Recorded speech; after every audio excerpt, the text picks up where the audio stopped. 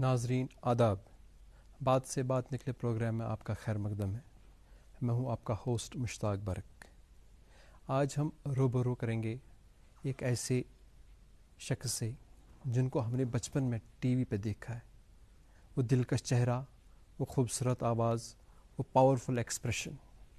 सफ़े अव्वल के हमारे टीवी एक्टर, प्रोड्यूसर और फिल्म मेकर जनाब ज़मीर अशाई साहब।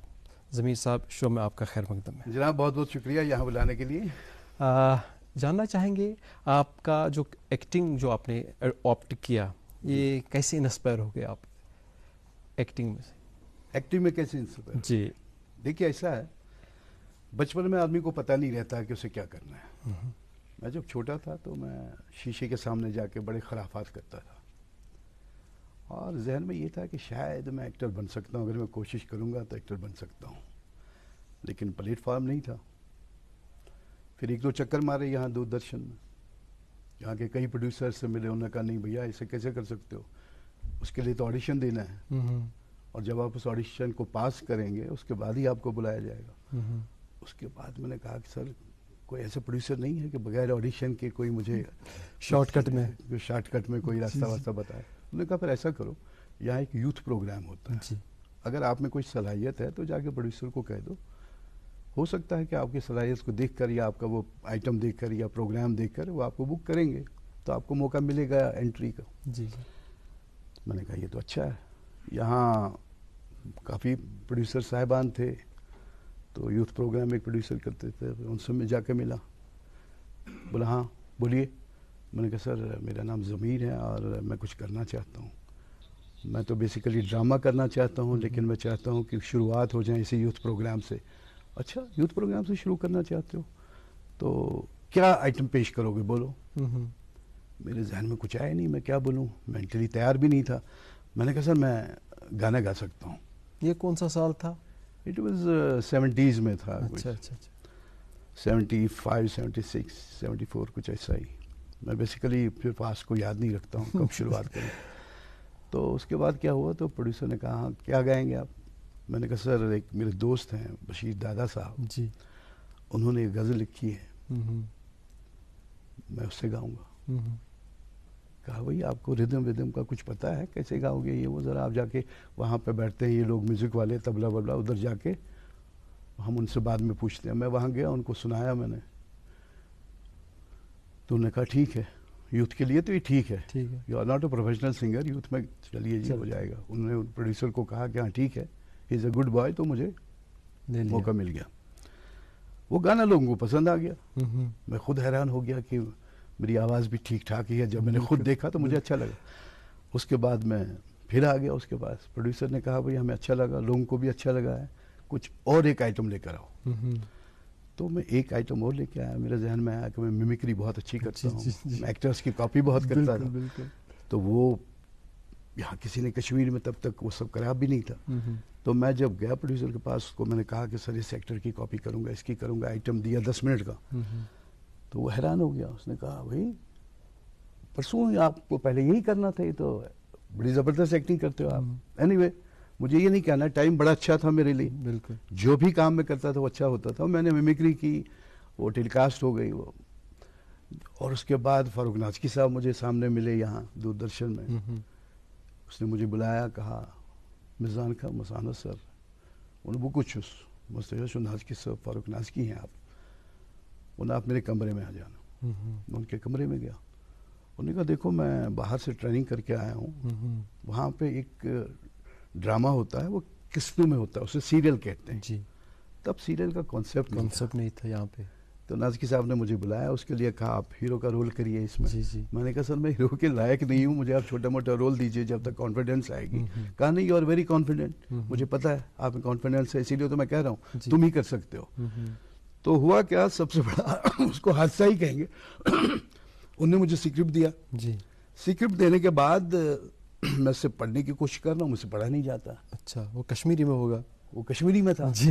और मेरे जहन में था अदाकारी Amitabh Bachchan, this thing that thing, तो मैं उसी में खो गया था। मैंने कहा सर मुझे पता नहीं, ये लैंग्वेज तो मुझसे पढ़ी नहीं जाती। उसने कहा कि हो गई से सुचुक ना कशुर, मसानस उन्हें है जो कश्मीर लिखित मस आई एम सॉरी सर, मैंने कश्मीरी कभी पढ़ी नहीं है। और मैं उसके बाद सर लेकिन आप मुझे मौका दीजिए। I am thankful to him, उसने मुझे मौका दिया जी। मैं स्क्रिप्ट लेके गया, अपने एक दोस्त को बुलाया, उसको पकोड़े खिलाए, मुझे अभी भी याद है 5 रुपए के पकोड़े दिए उसको, एक पार्क में बिठाया। मैंने कहा यार मुझे हीरो का रोल मिल रहा है, दोस्ती कब काम आएगी, तो जरा ये पढ़ के मुझे जी ये शौकत का रोल है इसमें, ये दिखाओ क्या है क्या। मैंने पढ़ा। उसके बाद रात को बेड में घुसने से पहले मैं उसको रटता रहा कि तुम क्या वनियों में कितकन शीर कारण वगैरह। और तीसरे दिन में नाजकी साहब से मिला। नाजकी साहब बड़े हैरान हो गए। उसने कहा त्रेदो प्रोमोट में कौशरी तक व्हाट इज दिस।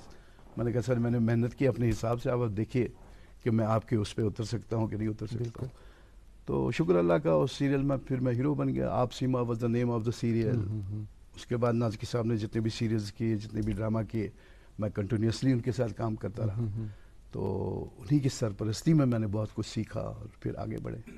आपने थिएटर से शायद स्टार्ट किया होगा एक्टिंग में, आपको क्या लगता है जब थिएटर और टीवी में आपने काम किया क्या डिफरेंस रहा होगा काम में? नहीं डिफरेंस तो बहुत ज़्यादा है। शुरुआत तो मैंने भी एक प्ले से की है, खामोश अदालत जारी है, बहुत बड़ा प्ले था विजय तेंदुलकर का। 76 में हमने वो स्टेज किया था टैगोर हॉल में। और मेन रोल जो उसका था वो मैंने किया था सुखात में। उसमें 2-2.5 घंटे आपको बोलना है, 3 एक्ट प्ले था। मैं बड़ा परेशान था, 2 महीने बड़ी मेहनत की मैंने। बेसिकली वहाँ एक वर्कशॉप हुआ था, थिएटर वर्कशॉप जिसे कहते हैं जी। तो काफ़ी लोगों ने अप्लाई किया था और मैंने भी अप्लाई किया। तो उसके बाद हम लोग कुछ 30-35 लोग सिलेक्ट हुए, लड़कियां लड़के वगैरह ही वो। उसके बाद ऑल ऑफ अ सडन 1.5 महीने के बाद उन्होंने कहा हमें प्ले करना है थिएटर वर्कशॉप के थ्रू, और उन्हीं लड़कों को लेना है जो इसमें थे, जो ट्रेनिंग कर रहे थे। तो सबको कहा ये रोल पढ़ो, ये रोल पढ़ो, ये रोल पढ़ो। मुझे भी कहा डायरेक्टर ने कि ये रोल पढ़िए आप। कवि Ratan Sharma was the he was the additional secretary of the academy, और उस प्ले का डायरेक्टर भी था कवि रतन शर्मा। बड़े फेमस पर्सनैलिटी रही हैं वो जम्मू के। ज़बरदस्त आदमी भी था, ज़बरदस्त एक्टर भी था, और ज़बरदस्त स्टेज के लिए काम भी करते थे। तो उन्होंने मुझसे कहा ये रोल पढ़ो ज़रा ज़मीर। मैंने पढ़ा इससे, कैसे करोगे ये? मैंने कहा इसमें तो कुछ नहीं है सर, वो रनर ये वो सब करके।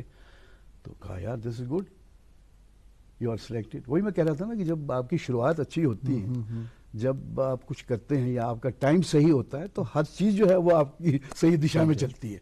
तो प्ले किया, ज़बरदस्त लोग आ गए, उमड़ गए। उसके बाद 2-2.5 घंटे का प्ले जब हुआ, करे ज़मीर यार पहली बार तुमने स्टेज पिया और इतना ज़बरदस्त किया। हम लोग तो स्टेज पे ऑलरेडी करते हैं, लेकिन ज़बरदस्त परफॉर्मेंस आपने दी। तो मैं इनकरेज हो गया, हर स्टेज पर मैं थोड़ा इनकरेज हो गया।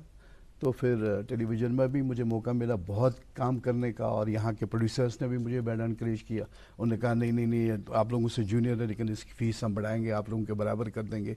कई चीज़ें वो सब चलती रहीं, और शुक्र अल्लाह का बहुत कुछ किया। क्योंकि जब आपने स्टार्ट किया होगा, घर का जो रिएक्शन थी, रिस्पॉन्स था, वो कैसा था? नहीं मेरे वालिद मोहतरम जो थे और हमारे घर का जो माहौल था वो डिफरेंट था जी। मेरे वालिद साहब 5 वक्त नमाज पढ़ते थे, बड़े ईमानदार, और क्या बताऊं उनके बारे में, उनके बराबर अभी तक मुझे कोई ज़िंदगी में आदमी नहीं मिला। He was a officer also, gazetted officer थे, एक्साइज टैक्सेशन कस्टम्स में थे, लेकिन वो उसके खिलाफ थे।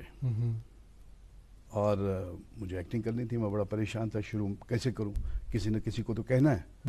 अब स्टेज प्ले जब मैंने किया, उस दिन मैंने उनको बताया था कि मेरा टैगोर हॉल में प्ले होगा, जो घर में आना चाहता है वो आ जाएं। तो उसके बाद सबसे बड़ी प्रॉब्लम है, मैंने अपनी मदर को कहा लेकिन अबाजी को नहीं कहना। अच्छा। उसकी वजह है कि मैं बीड़ी पीता हूँ उसमें 1.5 घंटा लगातार। अच्छा। एक बीड़ी खत्म होती है, दूसरी जलाता हूँ, तो मैं कैसे फेस कर सकता हूँ। फिर मैं ये कॉन्फिडेंटली रोल नहीं कर सकता हूँ। उनको नहीं कहना, बाकी किसी को भी कहना होगा तो बुला लेना। तो शुक्र है प्ले अच्छा हुआ। मेरी अच्छा सिगरेट भी नहीं पीता था, उसके बाद मेरी आदत हो गई थी सिगरेट पीने की, लेकिन उससे पहले मैंने सिगरेट भी नहीं पिया था। और बीड़ी लगातार 1.5 घंटा पीना और फिर उस प्ले को करना, तो मुझे अभी वो याद आ रहा है कि कितनी मेहनत करते थे हम लोग और कितनी डेडिकेशन थी। और हम कहते थे कि नहीं कुछ करना है लाइफ में, चाहे कुछ भी हो, इसके लिए हमें करना है। फिर पापा का रिएक्शन क्या रहा जब वो ड्रामा? पापा का रिएक्शन तो क्या बताऊं, बड़ी लंबी चौड़ी कहानी है। उन्होंने फिर ना कर दिया, उन्होंने माँ को कहा मैं इसको टीवी पे देखना नहीं चाहता हूँ। मैं चाहता हूँ कि आदमी पढ़े, कुछ बने, सरकारी नौकरी करे, कुछ और करे, लेकिन ये बाण शुन बानन किया। तो मैं बड़ा परेशान हो गया, फिर उनसे छुपा के रखा हमने, 2 साल छुपा के रखा। अच्छा। क्योंकि वो टेलीविज़न देखते नहीं थे, उनको पता भी नहीं चला काफ़ी देर। 2 साल बाद उन्हें पता चला कि एक सीरियल आ रहा है टेलीविज़न पे, बड़े मज़ेदार कहानी। तो किसी ने कहा जाके, किसी ऑफिस में किसी ने कहा कि है ज़मीर साहब जो आपके बेटे हैं ज़बरदस्त एक्टर हैं यार, हम उससे मिलना चाहते हैं, घर में कब होते हैं वो। उसने कहा वो कौन सा बकवास आदमी, किस आदमी की बात कर रहे हो, क्या एक्टर वेक्टर, क्या क्या प्रॉब्लम है। कहा कि हमने उसका एक सीरियल देखा, उसमें मुझे लगता है आपकी अचकन, आपकी टोपी, आपका मफलर सब कुछ उन्होंने इस्तेमाल भी किया है। अच्छा। उसमें लखनवी टाइप का कुछ रोल है। तो हम भी चैलेंज लेते थे, कोई अच्छा सा रोल मिलता था तो हम प्रोड्यूसर को कहते थे सर हमें भी आजमाइए, देखिए हम कर सकते हैं कि नहीं। तो वो रोल भी इतना पॉपुलर हो गया कि लोगों ने फिर लिखना शुरू किया। मुझे याद है ज़फ़र अहमद यहाँ प्रोड्यूसर थे, वो आप आपने लिखा है या आपके खतूत या कुछ ऐसा प्रोग्राम था, उसमें जवाब देते थे। अच्छा। तो उसमें आया था कि सर वो एक्टर जो है वो कहाँ बाहर से आया है, कहाँ से आया है, वो बड़ा ज़बरदस्त एक्टर है ये वो। तो फिर ज़फ़र अहमद ने उनको कहा ये वही एक्टर है जिसके आप सीरियल्स वगैरह देखते हो, ये our own local actor, Zamir shahi his name, उसका ही है। तो ये चीज़ें मतलब जो अनएक्सपेक्टेड मामला था मेरे लिए, जब मैं गुस्सा था मैं कहता था कि छोटा सा रोल दीजिए। मुझे पता भी नहीं था मुझे इतने सारे रोल मिलेंगे, हर तरह के रोल मिलेंगे, अच्छे बुरे, जज्बाती रोल भी मिले मुझे, विलनिश रोल भी मिले, ज़्यादा तो रोना धोना का मिला। तो उसमें ये असर हो गया मेरे दिमाग पे कि मुझे ईमानदारी ही करनी है, क्योंकि शुरू में मैंने ईमानदारी के बड़े रोल किए। अच्छा, उसका असर मेरी ज़िंदगी में आ गया। तो बेसिकली अगर मेरी लाइफ बनी या सुधरी या मैंने हर काम सोच समझ के किया, तो उसकी वजह यही है कि मैंने शुरू में ही ऐसे रोल्स किए, छाप पड़ गई मेरी, ये बहुत ईमानदार है। मैं कहता लोग कहते हैं ये ईमानदार है, मुझे अब ईमानदार तो बनना ही पड़ेगा, कुछ भी करना ईमानदार बनना। ये सब चीज़ें चलती रही। लोगों का क्या रवैया था जब, चूंकि टीवी में पहली बार जो स्टार्ट हो गया था, तो बहुत रिस्पांस हुआ होगा या बहुत क्रिटिसिज्म भी हुआ होगा? नहीं, क्रिटिसिज्म तो होता ही है, हर चीज़ पे क्रिटिसिज्म भी होता है और हौसला अफजाई भी होती है, दोनों चीज़ें हैं। लेकिन मेरे बारे में मुझे याद है, मेरे आज तक किसी रोल के बारे में कोई क्रिटिसिज्म नहीं हुई और कभी किसी ने ये नहीं कहा कि इसको अदाकारी नहीं आती। तो उस मामले में मैं बड़ा खुशकिस्मत रहा, क्योंकि ये उन दोनों एक चैलेंज होता था कि यार ये रोल तो हम करेंगे, कंपटीशन जैसा लगता था। क्योंकि हमारे यहाँ के बड़े अच्छे अच्छे जो एक्टर्स हैं वो कहते थे यार काश ये रोल मुझे मिल जाता, मैं कहता था काश मुझे ही मिल जाता था। क्योंकि उन दोनों बड़ी ट्रांसपेरेंसी से काम होता था और देखा जाता था कि कौन एक्टर कौन सा रोल कर सकता है, जो पर्सनालिटी को देख के, पर्सनालिटी को देख के और बाकी डिलीवरी देख के वो चीज़ें होती थी। फिर उसके बाद एक नया सिलसिला आया जब लोगों ने फिल्में बनाना शुरू की, प्राइवेटाइज हो गया सारा। उसके बाद हमारी अपनी मर्जी होती थी, एज डायरेक्टर प्रोड्यूसर मैं किसी को भी लेता था, मुझे पसंद है, मेरा दोस्त है, चाहे अदाकारी आती है नहीं आती है, चलो जी आप यहाँ आ जाओ, ये रोल आपको देंगे। वो सिलसिला बाद में हुआ, लेकिन बेस जो बनाई हमें, वो हमारी बेस बनी दूरदर्शन में। और उसमें हाथ है एक तो जैसे मैंने बताया नाज़की साहब का, उसके बाद जुच्छी साहब थे यहाँ, उसका राजेश कोल का, बंसी कोल का, इनके साथ मैंने बहुत सारे सीरियल्स, बहुत सारी फिल्में की। तो मैंने बहुत कुछ सीखा इन लोगों से भी। फिर उसके बाद माशाल्लाह यहाँ हमारे जो अपने लोग हैं जिन्होंने फिर प्रोडक्शंस बनाना शुरू की, उसमें आया साहब हैं, उनके साथ मैंने काम किया, बड़ा मज़ा आया। उमर इम्तियाज़ साहब हैं, ज़बरदस्त काम करते हैं एज अ डायरेक्टर। इसी तरह आया साहब भी करते हैं, और भी लोग हैं, लेकिन इन लोगों से मैं बड़ा मुतासिर हूँ, वैसे तो डायरेक्टर के, वैसे एक्टर के।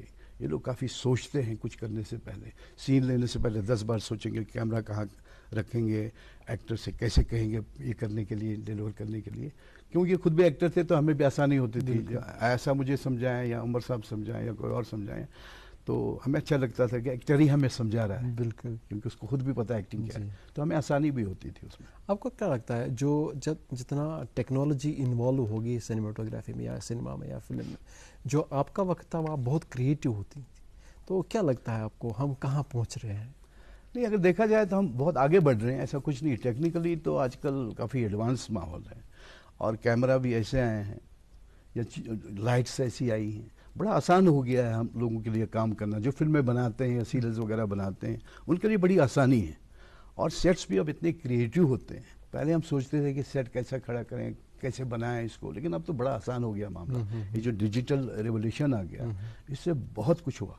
लेकिन एक ही चीज़ जिसमें हम पीछे रह गए, उन दिनों जिस तरह से एक राइटर लिखता था, मेहनत करता था, जिस तरह से एक डायरेक्टर बैठ के उस स्क्रिप्ट पे काम करता था, मुझे नहीं लगता इतनी फैसिलिटी होने के बावजूद अब वो होता है। अब ये होता है, उनको पता है कि कोई बात नहीं यार, यहाँ पे ये होगा तो हम इसको ऐसे करेंगे, दूसरे तरीके से लेंगे, यहाँ एक्टर बोल नहीं पाएगा ये लंबा डायलॉग, तो इसको इजी बनाने के लिए उसको कटिंग में ऐसे ऐसे करेंगे। आसानी भी हो गई, लेकिन अगर देखा जाए जो क्रिएटिव चीज़ें हैं कुछ रह भी गई। आजकल चूं पूं उसी का ज़माना आ गया। पहले तो बड़ा आराम से होता था, डायलॉग बोलते थे बड़ा, लेकिन अब उसमें तेज़ी आ गई है। नो डाउट किससे फ़ायदा भी हुआ और नुकसान भी हुआ। चूँकि आपने टीवी सीरियल से एक फिल्म में भी काम किए, आप बाहर भी गए हैं, क्या कुछ एक्सपीरियंस रही है? देखिए, फिल्म में काम करना तो इतना कोई बड़ा काम नहीं है, मैं समझूं, मैं ये आपको ये बताऊं, क्योंकि फिल्म में काम करना बहुत आसान है। एक तो ये होता है कि स्क्रिप्ट जो आपको दिया जाता है, आपके पास टाइम ही टाइम है, उनकी कोई जल्दी नहीं होती है। 10 असिस्टेंट तब तक आते हैं, सर तब तक एक कप चाय पीजिए, ये डायलॉग हो गया। डायलॉग 2 होते हैं, उसके लिए पूरा दिन 10-10 असिस्टेंट आके आगे पीछे इधर उधर, सर ये डायलॉग आपका उस एक्टर के साथ है। तो फिर हम सेट पे जाते हैं, फिर वहाँ भी 1-2 बार रिहर्सल करते हैं वो कि डायलॉग सही है कि नहीं। फिर उसके बाद आप टेक लीजिए, 1 लीजिए, 2 लीजिए, 10 लीजिए। वहाँ आसानी बहुत है, क्योंकि फैसिलिटीज़ उनके पास बहुत है। हम एक एक्टर को लेके अगर एक डायलॉग के लिए पूरा दिन रहें तो हमारा बजट उसी में जाएगा। फिल्म वालों के लिए बजट, ये सारी चीज़ें कोई प्रॉब्लम नहीं होती है, उनके पास बजट ही बजट होता है। तो वो एक्टर के पीछे पीछे रहते हैं जब तक वो परफेक्शन एक्टर नहीं देता है, वो परफेक्ट नहीं मिलता है। जैसे मैंने डेली वो किया, डेली कश्मीर किया हुसैन साहब के साथ फिल्म की, फिर विदु जी के साथ मैंने की शिकारा, उसके बाद उससे पहले मैंने लैला मजनू की, साइड हीरो का बाप बना था, विलनिश रोल था। तो मैंने कहा पता नहीं लोगों को हजम होगा मेरा विलनिश रोल कि नहीं, वो तो उन्होंने रोना धोना ही ज़्यादा देखा है। लेकिन उसके बाद मुझे खुद डायरेक्टर ने कहा कि नहीं अच्छा हुआ, और उसमें एस्टेब्लिश भी हुआ था मैं फिल्म में कि हाँ जी साइड हीरो का बाप हूँ, और फिर अच्छा खासा रोल भी था। तो शुक्र अल्लाह का, ये सब चीज़ें चलती हैं इसमें। जब आप एक लाइन में घुसे हैं तो फिर आपको भागदौड़ तो करनी है, कुछ ना कुछ तो करना है। आप मुंबई भी गई थी 10 या 15 साल पहले जी। तब वहाँ पे क्या कुछ हुआ, कुछ एक्सपीरियंस क्या आपने की वहाँ पे? देखिए, वहाँ पे जाते ही हमें कहा गया कि हमारे यार दोस्त थे वहाँ पे, उन्होंने कहा पहले आपको एक फ़ोटो सेशन करना है। जी। मैंने कहा यार फोटो सेशन होता क्या है? कहता है एक फोटोग्राफर जो प्रोफेशनल फोटोग्राफर होगा वो आपकी डिफरेंट प्रोफाइल ले लेगा, तस्वीरें लेगा, उसके बाद ये तस्वीरें आपको फला फला फला फला ऑफिस में जाके देनी। किसी को पसंद आ गया। उन दिनों एड फिल्में बहुत बनती थी, फिल्में भी बनती थी, लेकिन फिल्म वाले ऐसे लेते नहीं थे। और ये जो सिलसिला अब शुरू हो गया, अब ऑडिशंस करते हैं, तब था ही नहीं। तब तक ये होता था कि यार कोई सिफारिश वाला आदमी मिल जाए, अप्रोच करे तो उधर प्रोड्यूसर के पास पहुंच जाएंगे। तो हम बम्बई में थे, स्ट्रगल की, काफ़ी जगह फोटोग्राफ्स दिए, तो उसी में प्रकाश मेहरा साहब से हम मिले।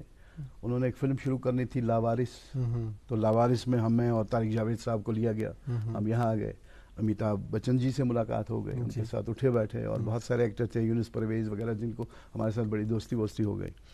तो हमने उनको कश्मीर दिखाया भी, देखिए जी हम we belong to Kashmir also, ये पहलगाम है, ये वो है, वो आड़ू है, हम उनको बताते रहते थे ये सब चीज़ें। तो उसमें एक हादसा हो गया, मेरे ख्याल में हादसा is more important than anything else. हादसा ये हो गया जिस दिन मेरी शूटिंग थी पहलगाम में, तो अमिताभ जी के साथ मेरा सीन था। अमिताभ जी आ रहे थे, मुझे जाना था, और कुछ दीवार के पीछे से कुछ ऐसा रिएक्शन करके निकल जाना था। This was my first shot. तो डायरेक्टर थे प्रकाश मेहरा साहब, बेसिकली वो बीमार हो गए थे, वो ओबराय में यहाँ एडमिट, कहीं हॉस्पिटल में एडमिट थे, तो ओबराय में रहते थे, पहलगाम आए नहीं उस दिन।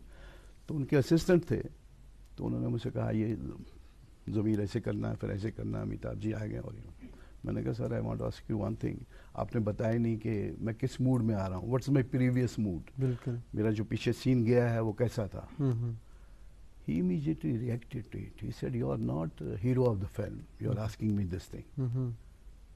It's Amitabh Bachchan." मैंने कहा सर ठीक है अमिताभ बच्चन, मैंने दूरदर्शन के लिए काम किया है, काफ़ी फिल्में की हैं, सीरियल किया है, मेरा भी 10-20 साल का एक्सपोजर है, या 10 साल का एक्सपोजर है जी। मैं इतना तो पूछ सकता हूँ। और डायरेक्टर, हमने भी डायरेक्शन की है, लेकिन डायरेक्टर से पूछा जाता है ये सब। तो उतने में ही उसने कुछ ऐसा लफ्ज़ इस्तेमाल किया, तो हमारे तारिक जावेद साहब जो, उनको अच्छा नहीं लगा। कहा you are talking to Amitabh Bachchan of Kashmir. तो ये आग और लग गई। बिल्कुल। तो उन्होंने फिर शूटिंग बंद की, और उसके बाद फिर प्रकाश जी ने हमें फ़ोन किया, कहा कि यार उनके साथ कंप्रोमाइज़ करो, ये वो। मैंने कहा सर हमने कुछ भी गलत नहीं कहा, हमने प्रोफेशनल बात की कि हमें क्या करना है, पीछे कहाँ से आ रहे हैं, क्या रिएक्शन है, क्या वो हमें बताएं, हम करेंगे। तो sir he took it otherwise, अच्छा मैं अब आ रहा हूँ, कल परसों फिर बात करेंगे। फिर वो हमें निकाल दिया गया। अल्टीमेटली हमें यही कहना था, हमें फिल्म से निकाल दिया गया। तो वो सिलसिला गया। फिर हम बम्बई कभी गए नहीं। हमने कहा जब हमारी तकदीर में ये सब होगा, वो लोग यहीं आएंगे, यहीं से हमें पिक करेंगे जब हमारा ये होगा स्टार फिल्म के लिए। इसलिए हमने कभी फिल्मों के लिए कोशिश की नहीं। अब जो 2-4 फिल्में मैंने की, वो तो यहीं आके उन्होंने ऑडिशन किया, यहीं आके सिलेक्शन हो गई, यहीं शूटिंग भी की, दाएं बाएं इधर उधर बदरवाह से लेकर इधर। तो सिर्फ एक शॉर्ट वाट के लिए मैं एक बार बम्बई गया, एक वेब सीरीज़ की थी, तो उसके लिए मुझे बम्बई भी जाना पड़ा, थोड़ा सा उसका बदरवा में किया था। तो वो सब चलता रहता है, this part of acting in other thing. आपने जो जितने भी रोल किए हैं, ये इंस्पेक्टर का रोल भी आपने किया है, ईमानदार ऑफिसर का रोल भी किया, एक अपनी उम्र से ज़्यादा का रोल भी किया, सबसे यादगार रोल कौन रहा है आपका? अगर मैं सही कहूँ, मैं ये नहीं कह सकता हूँ कि यादगार रोल कौन सा है, क्योंकि हर रोल में मैंने अपनी जान डाली, बड़ी डेडिकेशन से रोल किया। चाहे वो सीधा सा बड़ा प्लेन सा रोल हो, उसको भी मैंने किया, जिसमें बहुत कुछ करने को हो, वो रोल भी किया, बहुत सारे रोल किए। लेकिन अभी तक मुझे ना कभी अपना रोल पसंद आया। मैं हर बार यही सोचता हूँ कि इसमें इम्प्रूवमेंट की काफ़ी गुंजाइश थी, बहुत कुछ किया जा सकता था, आपने बेटर किया जा सकता था। फ्रॉम सिंगर टू मिमिक्री, फिर टीवी में, फिर आपने विलन का रोल भी किया। तो ये ग्रोथ जो थी आपकी, कितना ज़रूरी है एक आर्टिस्ट के लिए ये ग्रोथ ढूंढना कि हम अपना बेस्ट दे, ताकि वो सारे रोल करे जो इस ग्रामर में है? देखिए, एक्टर के लिए फ़ायदेमंद भी होता है जब आप हर तरह का रोल करते हैं। अब प्रोड्यूसर डायरेक्टर को पता है कि ज़मीर ये रोल भी कर सकता है, ये भी कर सकता है, ये भी कर सकता है, ये भी कर सकता है। फिर हम 40 साल लगातार काम नहीं करते। मुझे याद है जब मैं हीरो था तो मेरे लिए रोल लिखे जाते थे। हरिकुल भारती जी वगैरह वो कहते थे कि नहीं, ये रोल किसी और को नहीं जाना चाहिए, वहाँ स्क्रिप्ट पर लिखा होता था ये रोल ज़मीर को ही जाना चाहिए। उसके बाद जब मैं थोड़ा थोड़ा आहिस्ता एज्ड हो गया, तो उसके बाद कुछ सीरियल्स बने जो जिसका मेन कैरेक्टर, सेंट्रल कैरेक्टर बूढ़ा ही होता था। जब मैंने वो रोल किए, वो भी मुझे मिले। तो इसका मतलब यह है कि पीरियड आगे बढ़ता गया, मेरी एक्सपीरियंस भी बढ़ती गई, ग्रोथ बढ़ती गई, और मुझे काम भी मिलता रहा। उसकी वजह से मैं कभी काम के लिए कभी मैं परेशान नहीं हुआ। फ्रॉम डे 1 जिस दिन मैं यहाँ आया, उसके बाद जब तक सिलसिला चलता रहा यहाँ पे, मैं करता रहा। आपका अपना एक प्रोडक्शन हाउस भी है जी, क्या कुछ प्रोड्यूस किया आपने? देखिए, हर आदमी की कोशिश होती है कुछ अच्छा प्रोड्यूस करने की, और मैं बहुत कुछ चाहता था बहुत अच्छा करूं, लेकिन उसमें मैं शायद इतना कामयाब नहीं रहा as a producer, as a director. तो उसके बाद मेरे जहन में आया कि नहीं, ज़्यादा मुझे ये जो रुझान है एक्टिंग की तरफ ही है, तो मुझे ज़्यादा ध्यान जो है एक्टिंग की तरफ ही देना चाहिए। क्योंकि डायरेक्शन में क्या है, अगर मैं प्रोड्यूसर हूँ तो मैं किसी अच्छे से डायरेक्टर को उसके लिए बुला भी सकता हूँ, वो विल डायरेक्ट माई सीरियल और फिल्म एंड ऑल दैट। उससे 2 फायदे होते हैं, एक तो आपका सीरियल अच्छा बनता है, तीसरा उसमें ये चॉइस रहती है कि अगर मुझे लगता है कि एक रोल है इसमें जो मैं खुद करना चाहूँ तो मैं कर सकता हूँ। अगर मैं उसमें अब डायरेक्शन भी दूँ और फिर खुद भी रोल करूँ तो शायद मैं इंसाफ नहीं कर पाऊँगा। ये चीज़ें होती हैं। आप जब टीवी में आए थे, आपकी जो बराबर के जो बाकी एक्टर्स हैं, कौन सा लगा आपको जो आपको बहुत टफ टाइम दे रहा है? नहीं, उन दोनों देखिए माहौल डिफरेंट था। अच्छा। हम बेसिकली सारे एक्टर्स बहुत ही फ्रेंडली थे। यहाँ वो जेलसी वगैरह नहीं थी जो फिल्मों में होती है। एक एक्टर कहता है कि मैं उस पर हावी हो जाऊँगा, मुझे इससे भी अच्छा करना है ताकि मेरा नाम हो जाए। ऐसा कुछ भी नहीं था। हम 10 बार बाहर रिहर्सल करते थे, 10 बार आपस में बातचीत करते थे, कहते थे कि यार ये कैरेक्टर है, ये मैं इससे कर रहा हूँ, आप ऐसे कर रहे हो, आप इसमें ये थोड़ी सी चेंज लाना। मैं कहता था चलो मैं ये चेंज लाऊंगा, आप ये वाली चेंज लाना, ये ज़्यादा बेटर बनेगा। कोशिश यही होती थी कि एक टीम वर्क, ये है ही टीम वर्क बेसिकली। आप ये करेंगे, काम ही टीम वर्क का है। तो हम मिलजुल के काम करते थे। उसमें ये था कि निखर के आते थे सभी कैरेक्टर्स, तभी कोई ये नहीं था कि नहीं मुझे इसको गिराना है, मुझे इससे अच्छा करना है। हाँ, कोशिश हर एक की यही होती थी कि मैं अपना जो है मैं बेस्ट दे दूँ। जो हमारी यंग जनरेशन है, चाहे वो एक्टिंग में है या डायरेक्शन में है या प्रोडक्शन में है, आप किस हद तक उनसे मुतासिर है? नए लोग जो हैं जी, देखिए, नए लोग अच्छे भी हैं बुरे भी हैं। जैसे हमारे वक्त में अच्छे भी थे बुरे भी थे। बुरे इन द सेंस नॉट बुरे ये होता है एक्सपोजर कि है अभी काम का। काम है कि वो समझते नहीं है। हाँ, हमारे ज़माने में ये था कि हम एक दूसरे की इज्जत बहुत करते थे। जैसे तारिक जावेद साहब हैं, सबसे पहले जब मैंने सीरियल किया फारूक नाज़की साहब के साथ, he was senior to me, तो मैंने कहा सर आपकी मुझे सरपरस्ती चाहिए, और उन्होंने कहा कोई बात नहीं, जब तक मैं हूँ आप टेंशन मत लीजिए, आप अच्छा काम करें, आप खुल के कीजिए। He also encourage me. ये ज़माना था। आजकल का ज़माना वो नहीं है। आजकल के हमारे बच्चे जो हैं उनके जहन में बहुत कुछ होता है करने को, लेकिन जब वो आते हैं प्लेटफॉर्म पे कैमरा के सामने तो उनकी वर्थ का वहाँ पता चल जाता है। माशाल्लाह बड़े स्मार्ट भी हैं, पढ़े लिखे भी हैं, लेकिन ये चीज़ें कुछ ऐसी हैं, एक्टिंग अदाकारी आप सीख नहीं सकते, जहाँ तक मैं समझता हूँ। ये इनबॉर्न है। इनबॉर्न है। हमने तो कभी किसी इंस्टीट्यूट में हम गए नहीं, हमने कहीं से सीखा नहीं, ये सब इनबॉर्न था। अल्लाह ने ये सलाहियत दी थी, मैंने उसका अच्छी तरह से इस्तेमाल किया और कामयाब भी रहा, नाम भी कमाया, शुक्र अल्लाह का। क्या हमारे कश्मीर में, हमारे स्टेट में कोई ऐसे इंस्टीट्यूट है जो इस एक्टिंग को पॉलिश करते, जो हमारी नई जनरेशन है? देखिए, होना तो बहुत कुछ चाहिए था यहाँ पे बेसिकली हम कह रहे थे कि कश्मीरी फिल्में भी बननी चाहिए। कश्मीर आते हैं लोग बाहर से, यहाँ शूट करके जाते हैं, और हम लोग ट्राई करते हैं, सरकार से कहते हैं कि साहब यहाँ कोई फाइनेंशियल कॉरपोरेशन बनाइए, डेवलपमेंट कॉरपोरेशन बनाइए जो फिल्मों को फाइनेंस दे। हम रीजनल यहाँ फिल्में बनाना चाहते हैं। रिसेंटली बात भी हुई, सरकार से भी बात की, अभी तक कुछ सरकार की तरफ से ऐसा कुछ हुआ नहीं, लेकिन वी आर होपफुल। हम कोशिश कर रहे हैं, हर चीज़ के लिए कोशिश कर रहे हैं। आपको तो ये भी बता दूं, आप दूरदर्शन के ही इस प्रोग्राम में है, ये नहीं बता सकते कि अब दूरदर्शन में भी काम नहीं है। बेसिकली जिस दूरदर्शन ने हम सबको बनाया, बढ़ाया, इसके लिए तैयार किया, अब जब हम तैयार हो गए कुछ करने के लिए तो दूरदर्शन ने अपने हाथ खींच लिए। चलो, उसके कई रीजंस हैं। जी जी, उसके कई रीजंस हैं। तो फाइनेंस नहीं आया, नेचुरली हर काम फाइनेंस से होता है। जब फाइनेंस ही नहीं आया, फाइनेंस वो लोग करते थे दूरदर्शन वाले, तो हम लोग भी कुछ बनाते थे। जब वो फाइनेंस ही वहाँ से नहीं आया तो ऑलमोस्ट सब कुछ बंद ही हो गया। ज़मीर साहब, आप हमारे शो में आए, हमारे साथ बात की, आपका पिछला जो ज़िंदगी का रहे हैं कुछ अवराक़ हमने पढ़े, आपसे बहुत बहुत जानने को मिला। इंशाल्लाह वक्त मिलेगा तो इंशाल्लाह आपको फिर बुलाएंगे। नाजरीन, इसी के साथ हमारे इस प्रोग्राम का वक्त हुआ चाहता है। अगले हफ्ते आपसे फिर मिलेंगे, तब तक आप और हम अल्लाह के सुपुर्द।